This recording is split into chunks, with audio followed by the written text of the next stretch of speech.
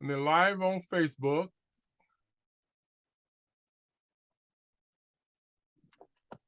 Share on my timeline of the group.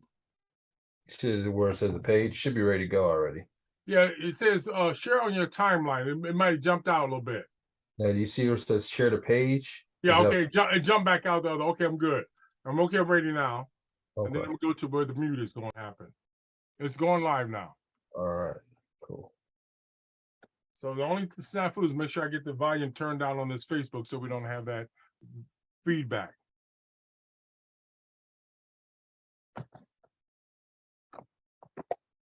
Not popping up at me. Oh, now I see. So the only snafu is make sure I get the volume. I got it down. I'm good. I'm good. So I'm good. Everything is perfect now. Perfect. Pulled it off by myself for once in my life. Mm. So we got about 2 more minutes. And we did do a last minute push. I had about 7 or 8 people already registered who come through Zoom. That's good. That's wonderful. By the way, most people will watch this after the fact because it stays on the web page. And Shireen is on. Okay. And Did you gonna help middleman?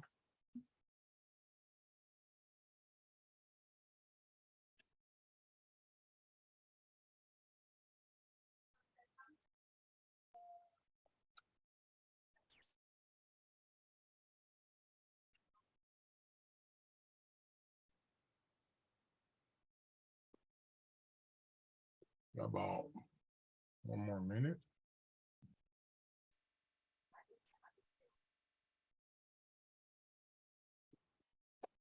Turn my phones down so we don't make any noise.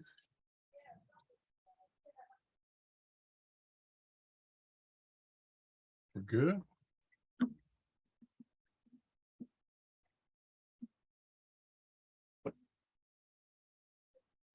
And then also, Dr. Imani, we had some people from the Malcolm X Memorial Foundation sign up also, their director. Wonderful.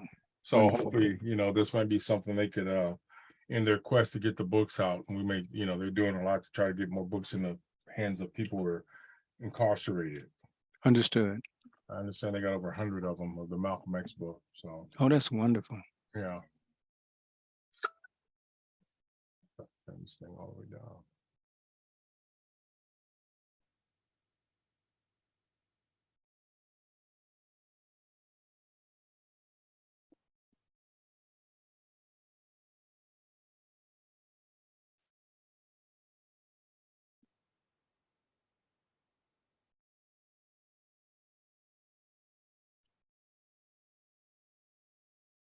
Right at 7 o'clock. Well, I think we'll get started right at 7 o'clock. We like to start on time and end on time, as possible. My name is Ajamal Binded. I'm the chairperson of the board of directors of MORE, which is Movement Omaha for Race Equity. It's been a group that's been around for almost 10 years. And a couple of years ago, we changed our name to MORE. It used to be Policy Research and Innovation. And today we're going to do is have hopefully a conversation about issues related to Malcolm X. And we have Dr. Imani in the house. Dr. Imani, I've known him for a number of years. He's an Omaha professor in the Black Studies Department. He was a former chair of the department, and that's where I first met him initially. And one of the reasons I invited him to this program was to talk about his article that he wrote about Malcolm X teaching, and Dr. Imani's perspective is very unique in terms of someone who's living in the city of Malcolm X's birthplace. So I thought it was very unique to have him come here, and also the vote by the Hall of Fame folks is also part of our focus. His articles offered a multifaceted perspective it was in the Journal of Liberal Arts and Humanities in 2020, and I discovered it on the internet one day when I was looking at some articles related to Malcolm X. We have utilized his Malcolm teachings to help us, as one of the books talks about, the dead to rise, and the term that Malcolm used when he described when African Americans were awakened to understand the impact of racism and issues that impact in their lives. And so it was a common thing that Malcolm used. So Dr. Imani, welcome to Throwing Down Some Heavy Light. And so first I want to ask you the first question. Can you share with the viewing audience a little bit more about yourself? Well, my name is Dr. Nikita Kimbara Imani. I am originally from Atlanta, Georgia. I always say I'm the descendant of the stolen who ended up in Georgia. And I am a person who has spent his entire life in the movement. I came out of the Black Power movement. I was in the Junior Panthers. I like to say I was an activist who became an academic. I mean, some people started as academics and then they do some activism. I was the other way. I was out in the streets, prepared to defend the people. I put my life on the line for the people. I was in the streets, and then I decided that it would help to have some kind of academic perspective so I could bring the facts to bear on what I was seeing and experiencing. And so that's my journey. I have 6 college degrees. I don't glorify that, but I'll say that they are generally in the social sciences and in philosophy and spirituality, because I thought those things were important for my organization. And I have about 30 years of experience in organizing and working in Africana communities, both here and on the continent and throughout the diaspora. Yeah. Now, Dr. Imani, one of the things when I read the article, my first question, what compelled you to write the article, the chronological sequence of Malcolm's life? Also, you talk about the events that happened in Nebraska. So what propelled you to write that particular article that I read, and we'll talk about here more? I would say there were 3 factors that led to me writing about Malcolm in that particular article. The first factor is that Malcolm X, El-Hajj Malik El-Shabazz, was one of my personal heroes. He was one of the people who started my journey to be in the movement, to work for the people, to commit to the people. So, I read his autobiography like so many others. I followed his story. I knew people who were in the nation during the time he was in the nation and whatever, who knew him personally, the American Muslim Mission and so forth. And everything I learned about him told me that he was someone that I wanted to emulate in some ways. And so that's number one. That's why I would be writing about Malcolm and have written about Malcolm on several occasions. The second thing is that I was actually on the board of the Malcolm X Center here in Omaha, and working with Sharif, who was the director at the time. And so we had gone through a period where the Hall of Fame was underway before the selection process. Malcolm had been nominated, and I was listening to a lot of the arguments that were being made, and some of them were just fallacious on the surface, and then other ones suggested a certain level of ignorance about why Malcolm needed to be recognized in this area, and in fact, in all areas, as an international human rights figure. And so I was partly responding to that experience of hearing people tell me a whole lot of nonsense in that area. And the third thing is that I was and remain very interested in the implications of Malcolm X's thoughts and ideas for the condition of the community going forward from his historical period to today. And the fact that that was not being acknowledged even in an area where he was born kind of suggested to me that it was time to put pen to page and do something. Mm-hmm.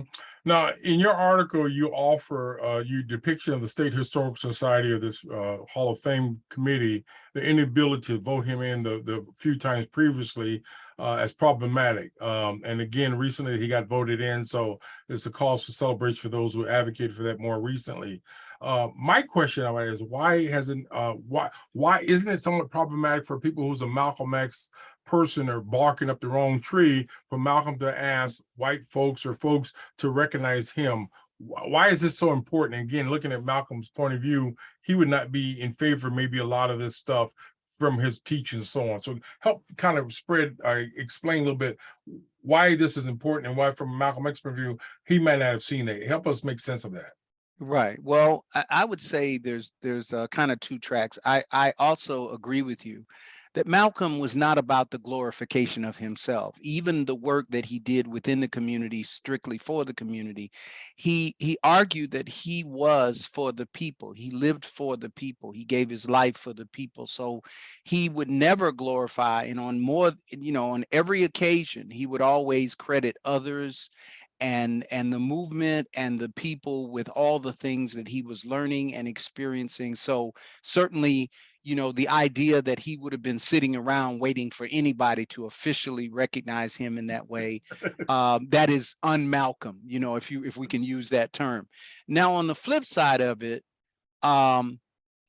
my notion was that I was offended by, I would have accepted it if they simply said, we're not going to recognize Malcolm and left it at that.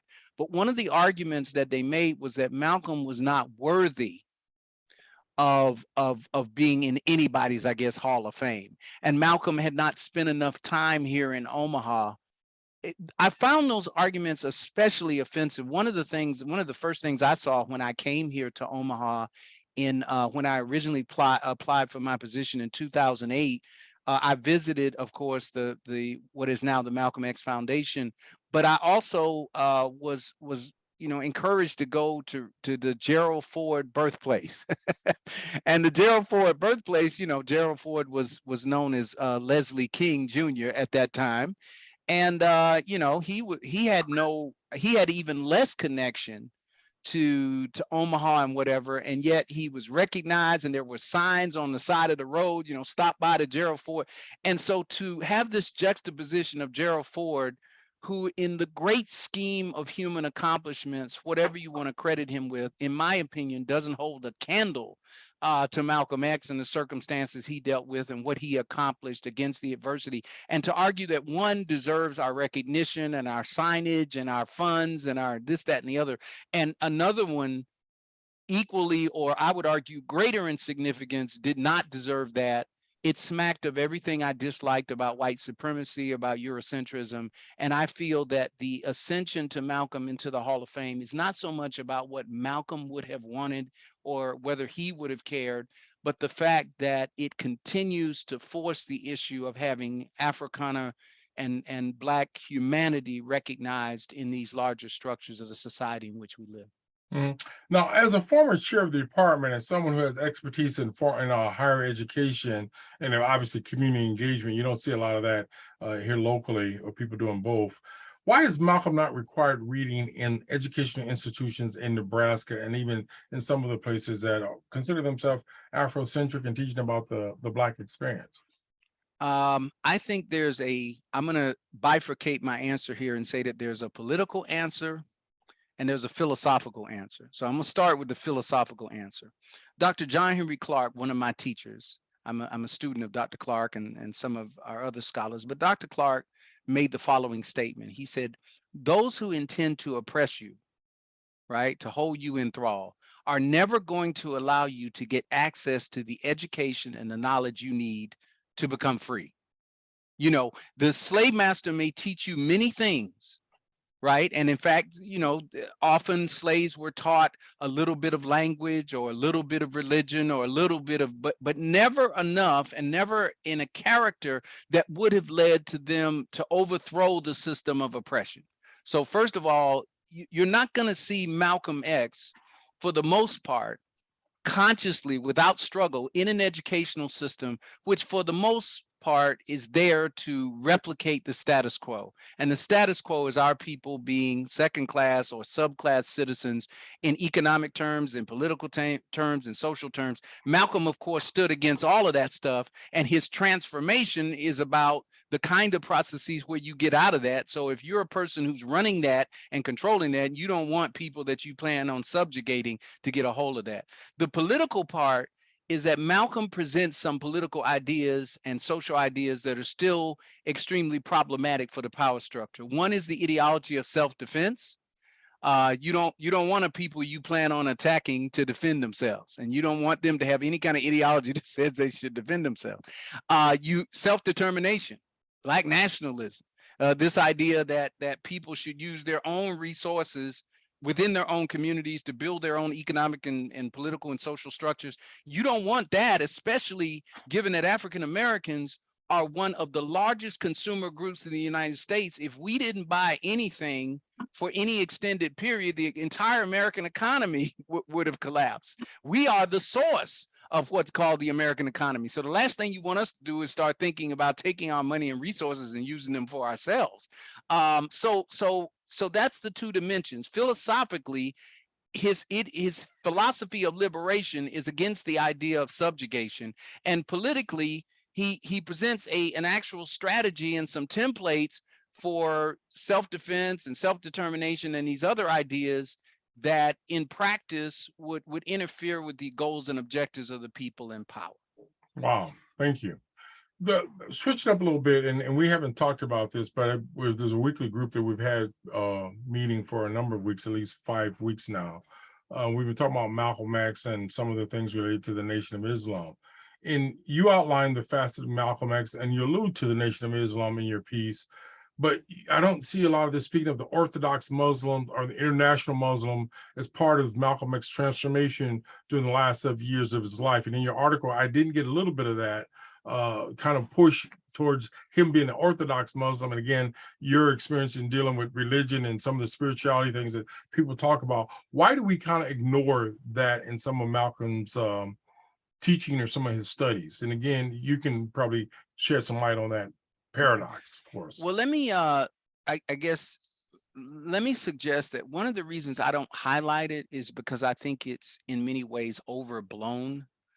I believe that Malcolm's ideology was much more informed by Garveyism than it was by any of the subsequent things. I'm not saying that those were unimportant, but I believe there is this narrative that says, you know, suddenly he comes to the nation and everything's brand new and he's transformed, or he becomes Orthodox and suddenly everything's brand new. It's kind of, he finds religious insight and suddenly I'm not saying that those things weren't important to him on a personal level and didn't make some transformation, but throughout his autobiography and throughout his biography, as you look at it from a scholar, one of the reasons the ideas from the nation and many ideas from Orthodox Islam and other things resonate with him, even some ideas that he had from Christianity, is because he grew up in a Garveyite household.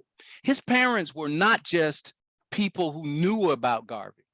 They were true believers. His father had devoted his ministry to the ministry of Garveyism.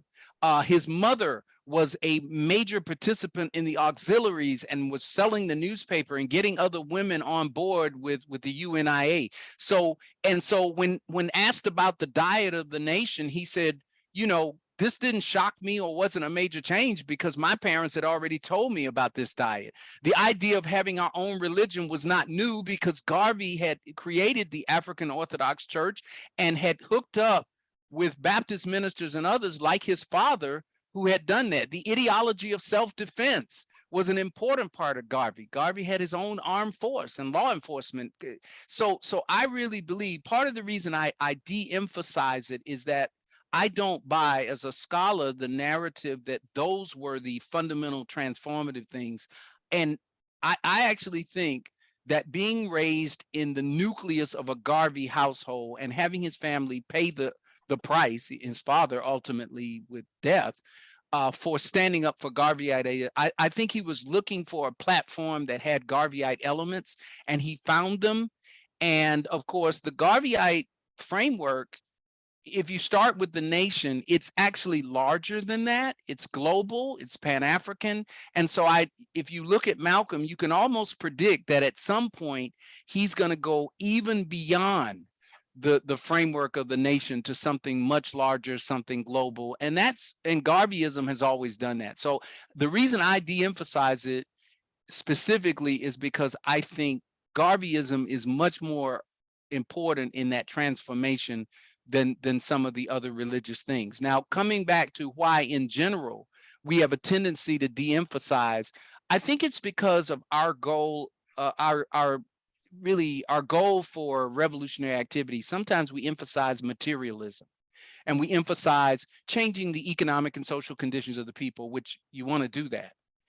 But I think sometimes we de-emphasize the role of the spirit and the conception of the spirit and what happens to the spirit in terms of helping those other transformations take place. And I think we do that not just for Malcolm, but if you look at Kwame Ture, you look at even Martin Luther King.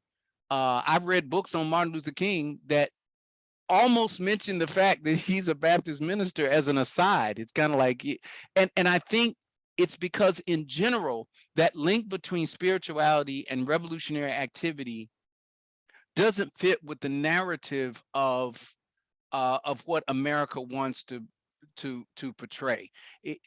That is to say, most of our leaders are to be understood as people who were, fist in the air, Black Power activists, kind of just, and the idea that they had a spiritual existence and a spiritual framework, and that they had a belief in God, and that there was love, empathy, compassion involved, is difficult, because the idea in America is that love, empathy, and passion, when directed towards the state and the Eurocentric system and all of the status quo, that's okay. But when it's directed internally to your own people in your own communities, then all of a sudden it's problematic. Wow, thank you.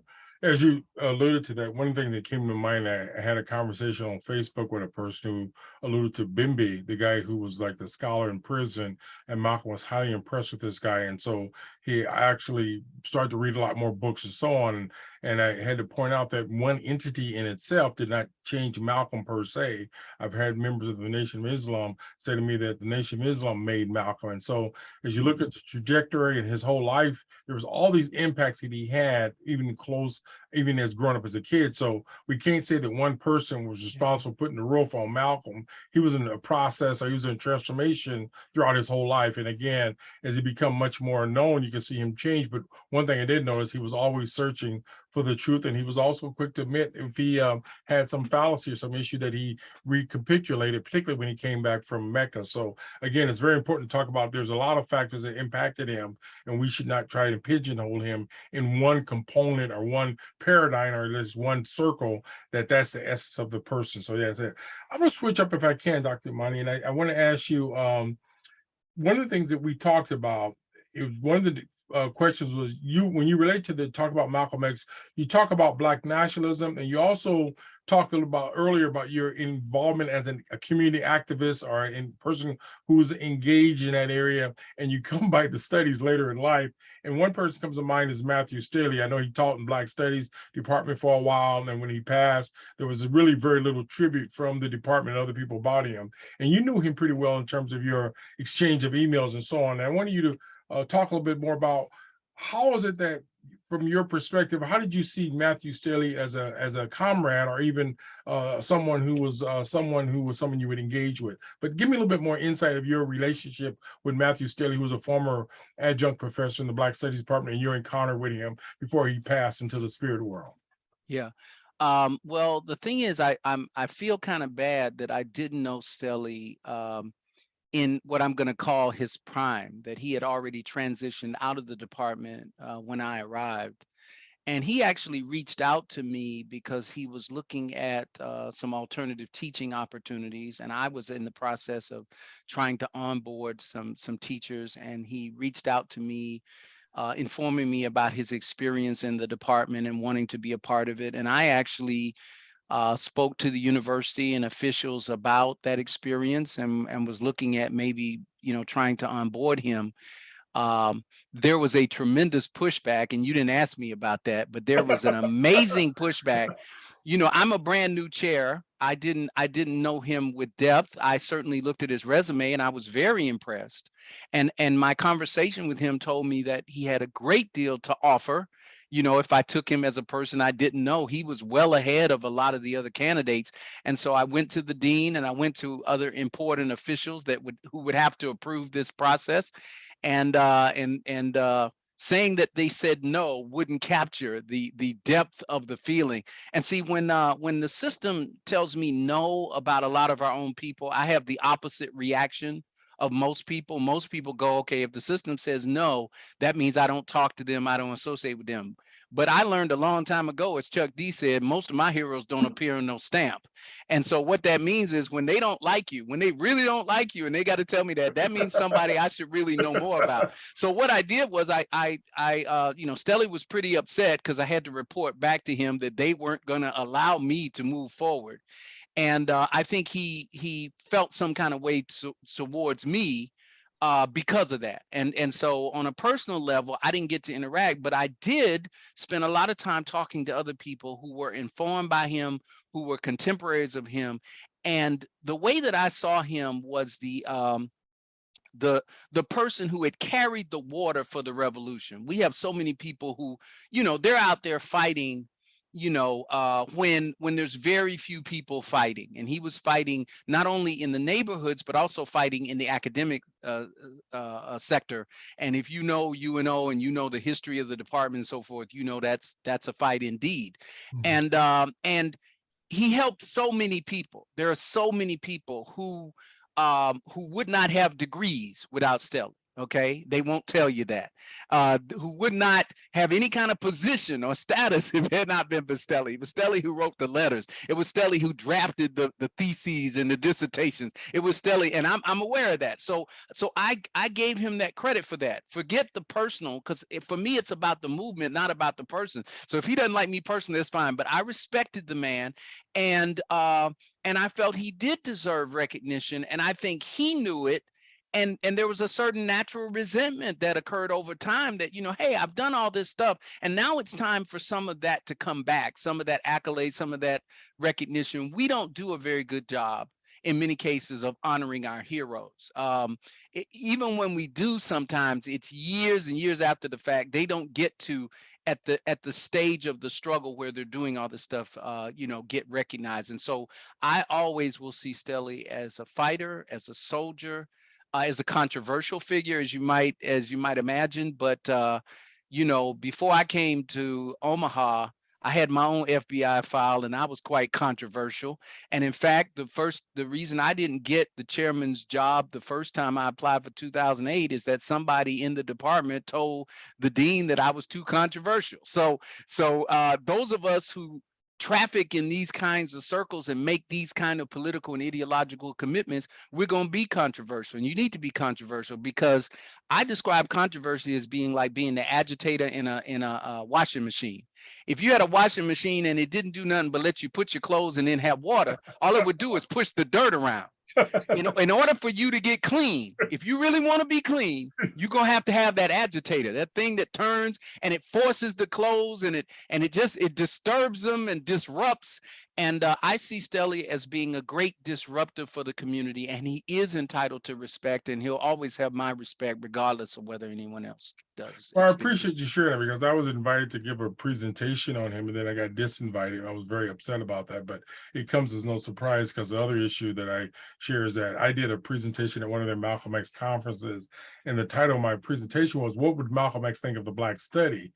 And the previous chair basically, I think, was very angry about my presentation critiquing the department as an outsider, indigenous person who grew up in Omaha, and I didn't get to teach as an adjunct for about a number of years until I guess you came on board and brought me back into the house, as they would say. But I think one of the things we got to be careful as academicians and practitioners and community people is that, we can't even communicate to our advisory groups or to our community about the importance of Black studies or why we need to study about our culture and history. Then we walk around looking like some of these scatterbrained DEI experts who have no understanding of diversity, inclusion, or equity, because they were trained by the wrong people. And so that's one of the issues. But one thing I remember somewhere in the way that I think I heard somewhere that there are some people who are not always encouraging our students, not only in the academic level, meaning high school, college, and so on, to look at Black culture as a discipline and so on.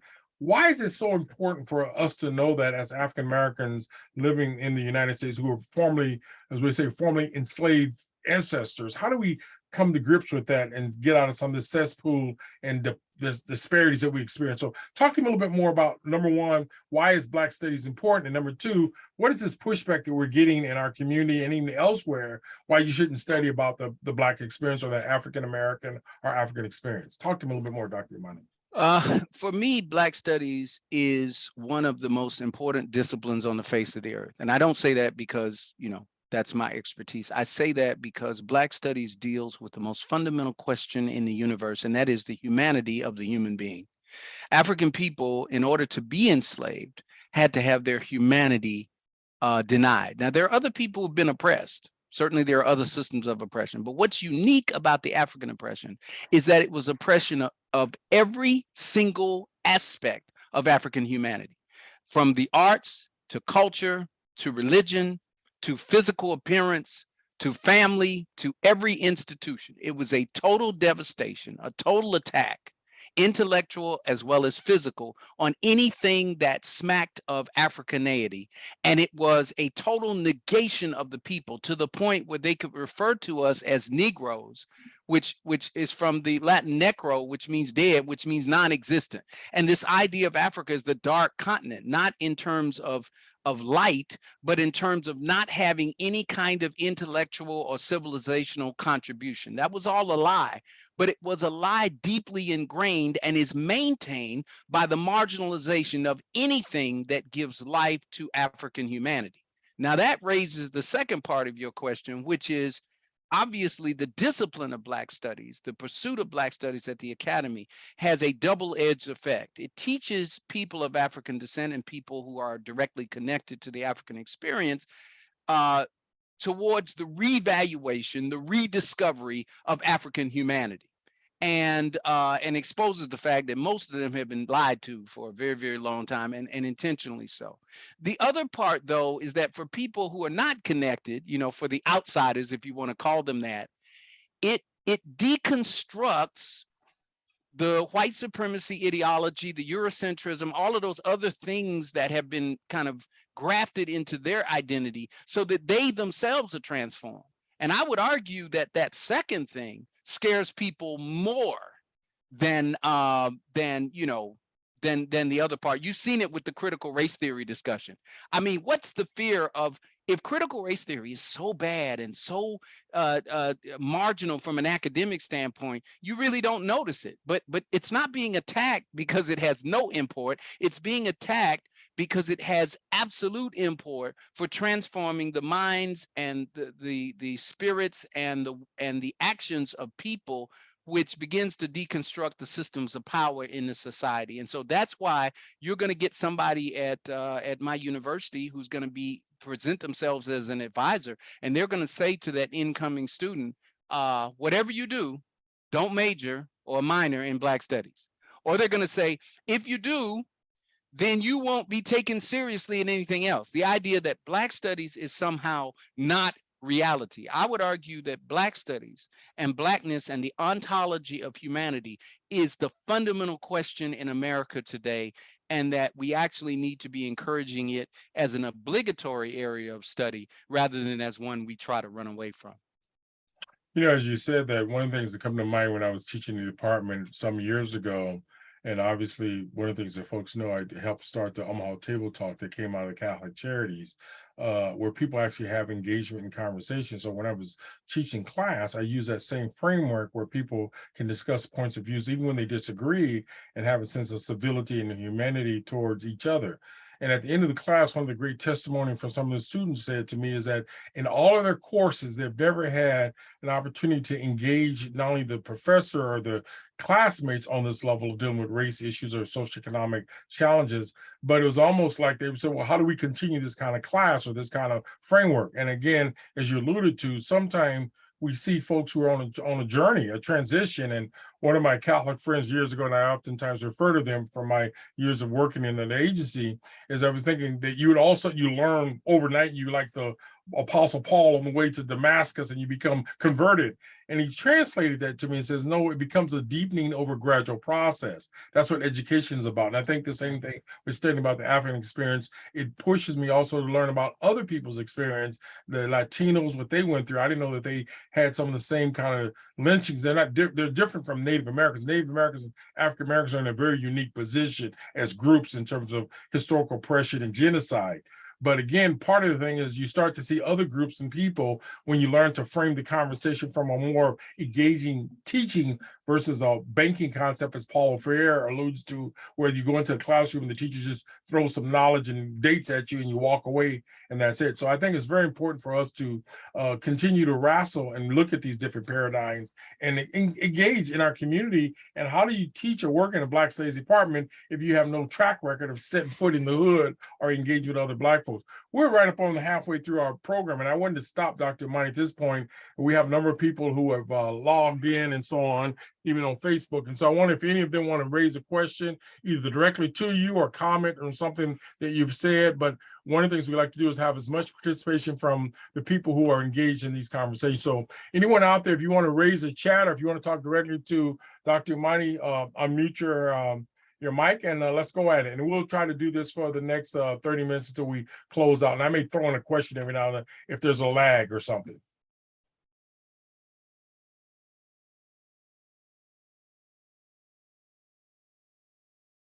Interesting. Also learn not to interrupt folks when they're pondering what their question is. Anything that Dr. Imani said or anything that I've said or whatever that you'd like to share, whether it be a question or comment, but I also want us to make sure that we get as much input from people who have logged in. By the way, before we get to that, while there's silence, I was going to ask you, you use the term schizophrenic response to Malcolm X in Nebraska. I found it funny, quote, you use that term to describe Malcolm's acceptance in the Hall of Fame and that. Why that term and why put it in the same sentence with Nebraska? Are you saying we're schizophrenic people or what? But it was funny to see that in your piece, Dr. Imani. Well, it was the fact that if you research the history, this is going back directly to the piece, there was a period in which Omaha and Nebraska semi-embraced Malcolm.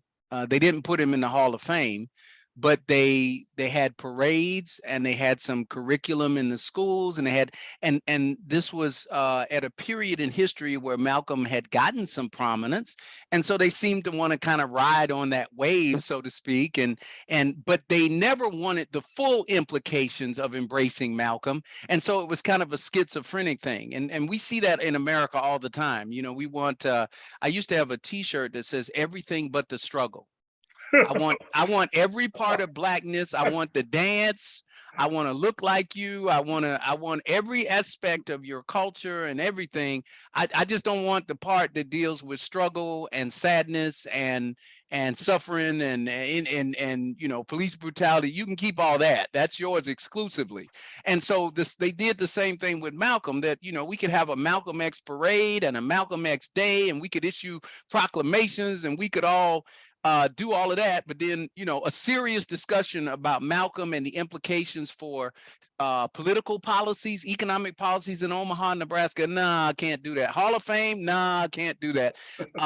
You know, and it's a lot like, you know, Black History Month and the George Floyd and the DEI stuff you were talking about. You know, it's that symbolism.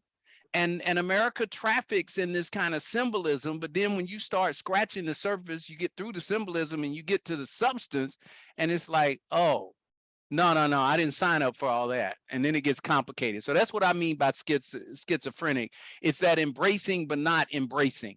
It's the loving but not loving. It's, you know, well, we'd like to be able to exploit that maybe financially and symbolically and make ourselves look really progressive, but we really don't want to deal with the man Malcolm. That's a little over our heads. You know, you say that one of the things that I learned when I was working at Douglas County Administration was the lack of data, the lack of administration, the lack of output in terms of dealing with racism or the disparities dealing with race. And so when I see these individuals, you know, clowning and dancing on the table, the question is, what is your outcomes? What is your output? How do you measure the effectiveness of that you're doing something good? And it's almost like the Omaha Plantation Schools, and I say that very seriously. If they're doing as good as they say they're doing, how can we not have more book readers or graduates or whatever? And so we cannot separate the product from the end results of so on. And I keep coming back to that again, if systems are as good as they say they are, how can we have a disproportionate number of people in prison, or you have the county attorney and the county pretender and all of them in the same bed? And again, the negativity of, as African Americans or Native American or other groups in these oppressive sources. So one of the things I think is very key for us is we got to also develop the matrix. You can get rid of the Urban League for all I care, or the NAACP, if they don't produce outcomes that transform our community. And now that we got this influx of so-called funding coming in, I could bet some serious money that can be certain to misappropriation, negativity, because if you don't have the grassroots, and as Malcolm called it, the small people at the table, he used that expression for people who wanted to struggle and do better, we're going to have the same outcomes, because again, nothing from nothing leaves nothing, as Billy Preston says. If you want to be about something, you got to be with me, or something of that nature. So again, I throw that out as a point. Any feedback, any comments from anyone who's a part of our participants? We got about 20 minutes left or so, a little bit above 20 minutes. Any reactions? Dr. Imani's open to anything. Yes. I have a question. So earlier, Dr. Imani, you and Jamal were talking about how Malcolm probably would not want to receive a lot of fame and glorification and whatever kind of recognition, but he did give speeches to thousands of people and wrote things and was pretty influential. So, he obviously wanted to have impact. And I'm just wondering, like, if money were no object, what would Omaha create to, this is a fantasy land, money being no object, I understand, but, what would be created to honor Malcolm? I mean, would it be, what would be there? What would be the purpose? I mean, would it be his ideas? Would it be the history of racism that surrounded him? And he would, what would be there, and how could it be brought to life in a way that would attract people to want to, engage with it? What do you think? Yeah, I appreciate sorry. No, go ahead, Jamal. I'll give you my opinion, and of course, different people have different opinions. I actually think it's that transformational piece that we've been talking about, especially as it relates to the incarcerated. For part of the reason Malcolm was one of my heroes is that I spent a lot of my activism was in what's commonly called prison work. Incarceration, working with the incarcerated and recognizing that the mental, spiritual, physical states that people go in with, unless there's some transformational kind of occurrence, they're going to come out with that, and that's going to have a social impact on them, their communities, and so forth. And of course, the communities that Malcolm was concerned about are disproportionately affected by that reality. And so I really, when I came here, there was a donor who promised to give a substantial amount of money. And he was at one time working with the Department of Black Studies. Now, I wasn't not here at that time. And that didn't really work out for a number of reasons. And they ended up kind of going to the school of CPACs, the School of Criminal Justice, and they ended up creating kind of a Malcolm X program there. But that kind of idea of talking about the process of transforming the individual who has been the victim of incarceration and elevating them to the kind of individual who can make a positive political, social, economic contribution to themselves, their families. I can't tell you what the significance of that would be in Africana communities around this country. I mean, I did my graduate work in Florida, where 3 out of 4 men of African descent were somehow connected to the criminal justice system. They were either incarcerated, or they were on parole or probation, or had family members that were directly connected to that system. That is a central feature in our communities, and one that Malcolm wanted to communicate about again and again. If you listen to his speeches, he always has this reference of, I was in prison. I shouldn't be ashamed of being in prison, because you're still in prison. We're all in prison. And I captured that because the idea is that, he's speaking to this fact. Listen to what I'm saying. There has to be a change in the template of the way you think, of the way you act. Malcolm gives us an excellent model for that, both in his own life and in his work. So if I had the money, and I was the person donating it, there would be a kind of complete incarceration, transformation and reconciliation center from the ground up at every level of the criminal justice system, with the goal of getting, in particular, people from marginalized communities out of that structure and into functional contributions domestically as well as abroad. That would be my druthers. You know, and I appreciate the question, Shereen. I think it's an excellent question because right now people are asking, what do you do now that this vote has taken place? I think maybe it may legitimize even having elementary school and high schools study the life of Malcolm now that he's voted in the Hall of Fame, so on. And I also want to understand that the Malcolm X Memorial Foundation is in the process of giving away hundreds of books or whatever and working with other people to the community, and more so people who are incarcerated. What good is having those books if you can't read? What good is not being able to make this transformation? Now, Malcolm's trajectory in this book showed how he came from nowhere and basically achieved this prominence without having a college degree. He didn't graduate from high school. And so if he could do that, other people can do that. And I think the thing that I think of, again, to use my metaphor, the magic wand, is that you have his framework as a way of trying to transform people to push back at systems that don't, number one, include them, and number two, gets us to learn how to ask intelligent, decent questions about why people act the way they act. Again, when you want to talk about violence, and one thing about Malcolm is after he became into his process, he didn't commit any crimes per se, but the way the media painted him, the way he talked about it, as he was a violent person, anti-whatever. And I think this process may help us to reevaluate a local person who's born in Nebraska, particularly Omaha, and how we see folks, because I think it could be a great role model. And one reason I study and follow Malcolm, because the fact that he's from Nebraska, but number two is he had such humble beginnings, and as he got up the ladder, he didn't sell out. Even if you look at Martin Luther King, there was times he could have been an elite sellout in some areas, but he still stayed in the struggle. So I think it may get more of us to come out of our bystander modes where we're at, sitting on the sidelines. And again, the question I always ask anyone, can you name 3 times in the past year that you've done something for other people economically, racially, whatever, who are what we call historically or systematically oppressed? And I think Malcolm's readings and some of his writings and things he's written about it can help us do that. But I think it's an excellent question, and the jury's still out. Throwing 100 books at somebody or 1,000 books for every inmate does nothing unless they read them and they can transform themselves to be better people. By the way, I was around when they got close to $1 million and they squandered it because they had the wrong person running the program. And number two, when I asked for a report what happened, I got a 1 or 2 page document that said nothing. So how do you take that kind of money from somebody who has a lot of money and suck it up in a department? And next thing you know, we have no real serious outcomes of addressing recidivism in prison because of Malcolm's teaching. So whatever we do, I think we need to have some academicians, demographic folks, people who know statistics, to say how effective it was in whatever we do when we spend money on giving out free books or whatever they want to do. But I'm happy that they're doing something because right now we haven't done an awful lot in this area. Other questions, other feedback. We got about 15 minutes left, or about 16, 17 minutes left. Other reactions. I got a quick question. How you doing, Doctor? Hi, how you doing?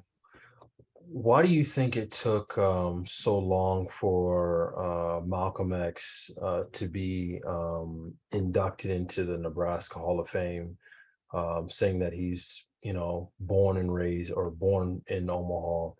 And do you think it says something about people basically understanding the history of Malcolm X? Because he was rejected before, I think, a number of times. And then, now this time he has been inducted. Do you think they're starting to understand his life and his ways, and maybe he's not as controversial as they deemed, or is it a change in time? What do you think actually has changed since then? I'm going to start with why he hadn't been recognized before, and this is going to make people upset, but I can't. The fact is, Nebraska is not representative of the population of Nebraska. If you look at our state committees, our state boards, the people who make these decisions, they often don't come from marginalized communities. And when you have one community making all the decision, they're, even in the best case scenario, they're going to make the decisions from their own perspective and so forth. Enter an individual like Malcolm, who is renowned for having worked with the disenfranchised and the disadvantaged, and then enter a board that doesn't represent any of that, and then you take a vote. I can tell you what's going to happen 99% of the time. In fact, I've sat through jury proceedings, and I already know. I look at the defendant and I look at the jury box, and I'm like, well, You know, give your keys to your best friend. I mean, you know, I mean, it's over. And I mean, it's not even just about the evidence. It's about the fact that if you have an unrepresentative political body or making decisions, right, then you're going to get unrepresentative, unfair decisions. So, I mean, you know, it would have gone on in perpetuity. Now, where does it change? Now, some people are going to say it changed because the power structure changed and finally recognized the importance of Malcolm. I'd like to be able to say that, but I'm not a liar, so I won't do that. What I'm going to tell you is that increasingly over time, we as a people have become more conscious of our own history and our own culture. You have to keep in mind that when this discussion starts, when Malcolm's alive, you know, you aren't getting this vote passed at all, and it's simply not going to happen. And many of us have been misled about Malcolm. We haven't learned about his transformation. We haven't read his autobiography. We haven't studied him. So we don't even know the fight. What's been happening, at least since the time I've been here just in Nebraska, was the last time we went, there were a lot more community members. There were a lot more political people on all sides of the political spectrum. There were a lot of more people outside our community who had read the autobiography, who had done the work, and they were there looking at the committee saying, hey, we're going to hold you accountable. John Henry Clark again said, power responds to power. If you have countervailing power, right, because of your knowledge and your organization, right? Paul Robeson said that's what we lacked. It wasn't that we lacked power, we lacked organization. But when we organize and we direct that power and it's grounded with knowledge and other things, then you begin to exercise some influence on the political structures. And I think that's what happened this time. I think very simply, I went to several of those meetings, and I remember last time it was kind of lonely. It wasn't lonely this time. There were a lot of people, and they were vocal, and they were from different communities. And it became clear, I think, to members of the board that, well, you get to make the decision, but the people are watching. I wish we would do that. I wish we would do that more often, because so many times the decision is made because the people aren't watching.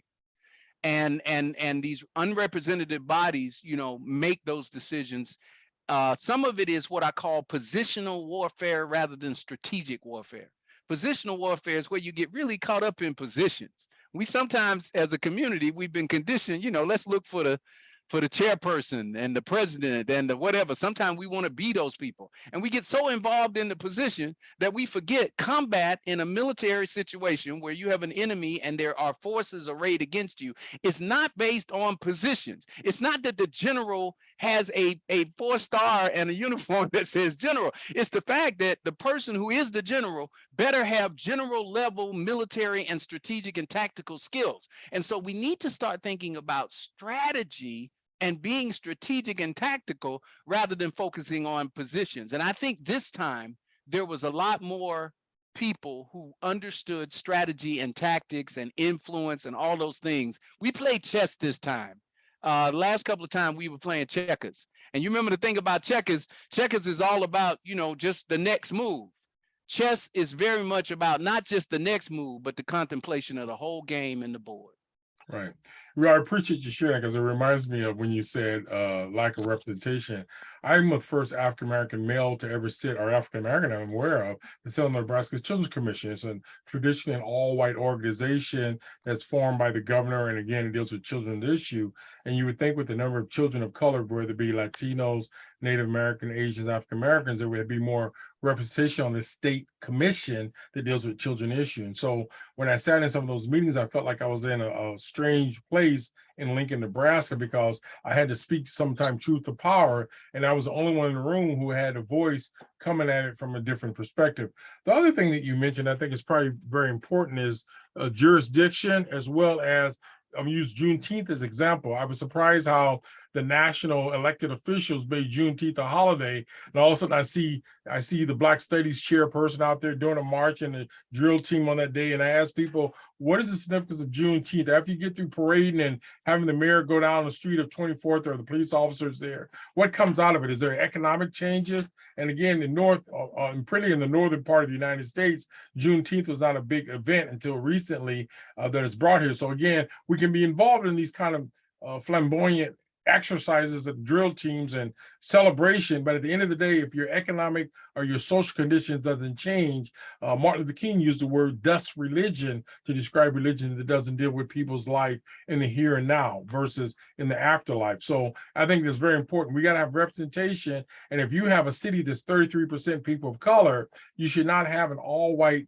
meeting in the chancellor's building at UNO, which I've noticed when I was out there. Again, you shouldn't have that. There should be diversity in our city and all these institutions. If not, then we need to ask the question, why not?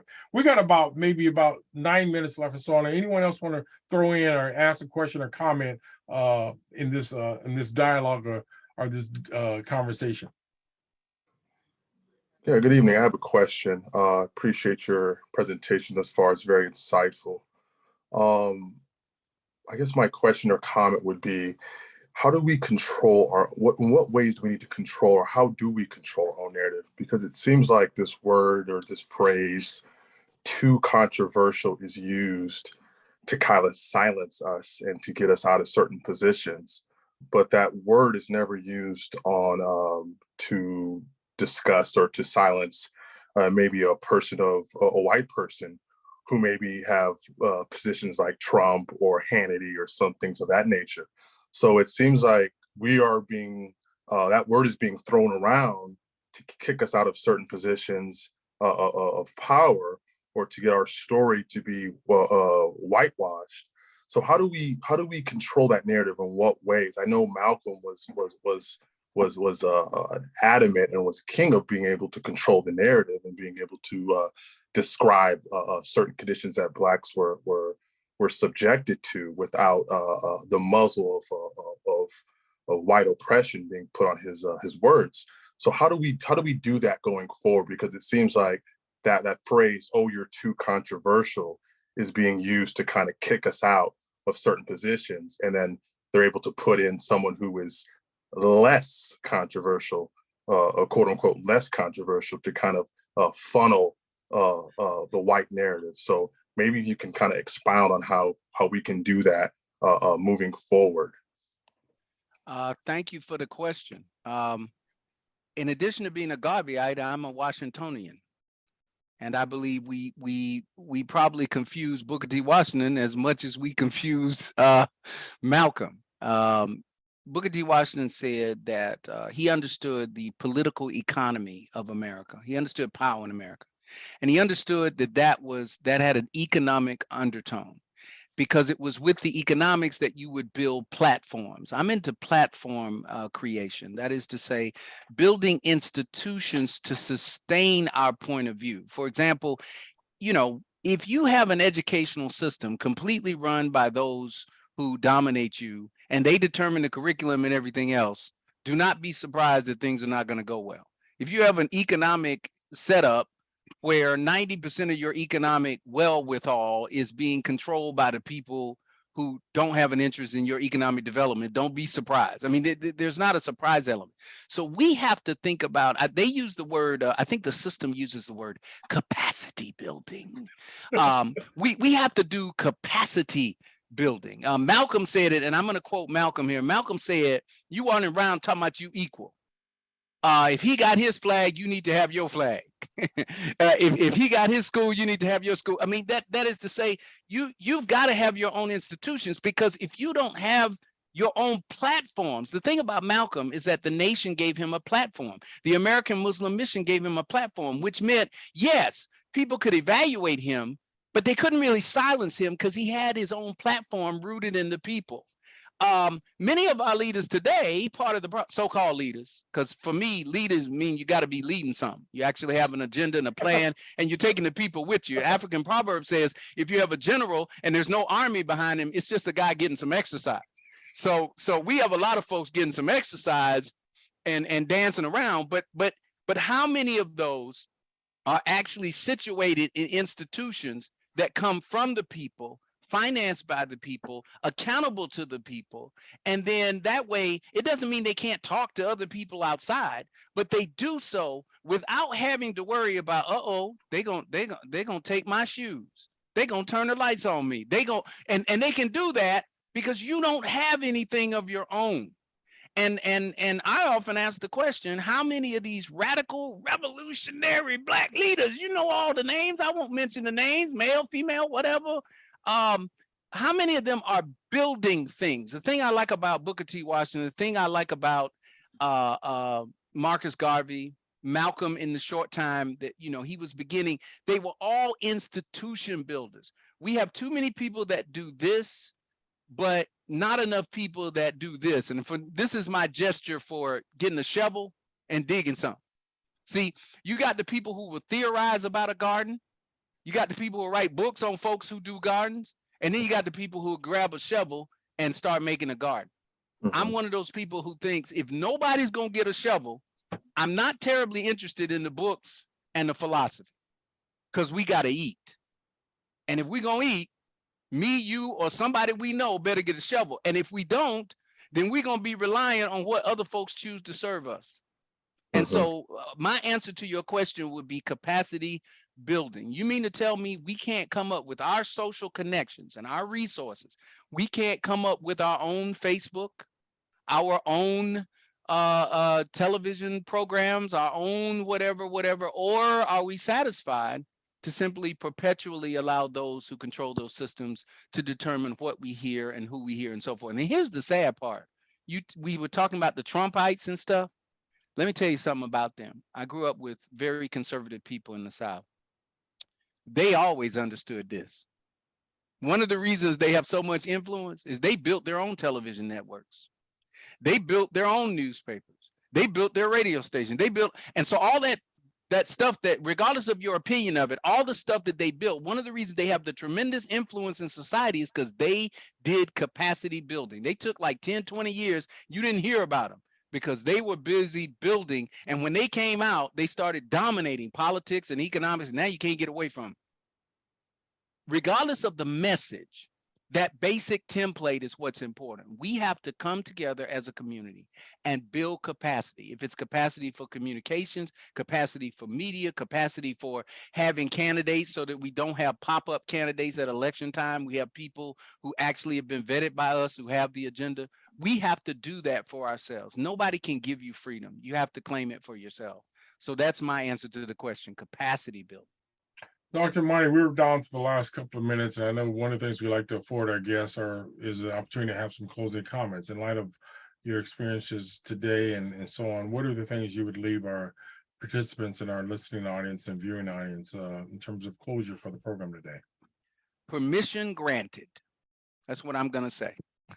I gave a sermon one time. I said permission granted. And what do I mean by permission granted? One of the things that came out of slavery was that the slave could never say no. The slave had to be given permission to do everything. And you get in trouble if you didn't. Many of us operate still with that mentality, that little colonizer, that little enslaver inside our own minds. And so we think we need permission to study our history and permission to build our institution, permission, and we look for permission. And if we don't get it, then we don't do anything, or we're afraid to do anything.